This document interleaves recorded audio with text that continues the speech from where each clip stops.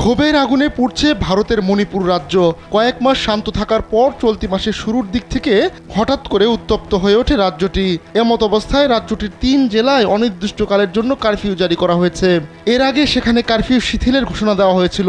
পরে সেই আদেশ বাতিল করে পরবর্তী ঘোষণা না দেওয়া পর্যন্ত ফের কারফিউ জারি করা হয়।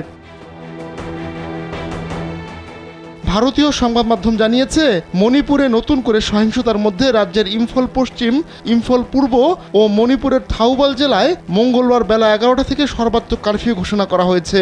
তবে স্বাস্থ্য, বিদ্যুৎ, পিএইচইডি, প্রেস এবং ইলেকট্রনিক মিডিয়া এবং আদালতের মতো প্রয়োজনীয় পরিষেবার সঙ্গে জড়িত ব্যক্তিরা কারফিউয়ের আওতামুক্ত থাকবেন। এছাড়া পৌরসভার কর্মকর্তা, বিদ্যুৎ কর্মী, পেট্রোল পাম্পের কর্মী, ফ্লাইটের যাত্রী এবং মিডিয়া কর্মীরাও নিষেধাজ্ঞার বাইরে থাকবেন। ২৫০টিরও বেশি ডিজাইন অপশন নিয়ে ওয়ালটন স্মার্ট ফ্রিজ, বোঝে আপনার প্রয়োজন। দ্য ইন্ডিয়ান এক্সপ্রেস এক প্রতিবেদনে জানিয়েছে, কারফিউয়ের পাশাপাশি ৫ দিনের জন্য মণিপুরে মোবাইল, ইন্টারনেট, ব্রডব্যান্ড ও ভিপিএন নিষিদ্ধ করা হয়েছে। নতুন করে শুরু হওয়া সহিংসতার কারণে সোশ্যাল মিডিয়া ব্যবহার করে হেইট স্পিচ ও হেইট ভিডিও ছড়িয়ে দেওয়া হতে পারে এমন শঙ্কা থেকে রাজ্য সরকারের স্বরাষ্ট্র মন্ত্রণালয় এই আদেশ দিয়েছে।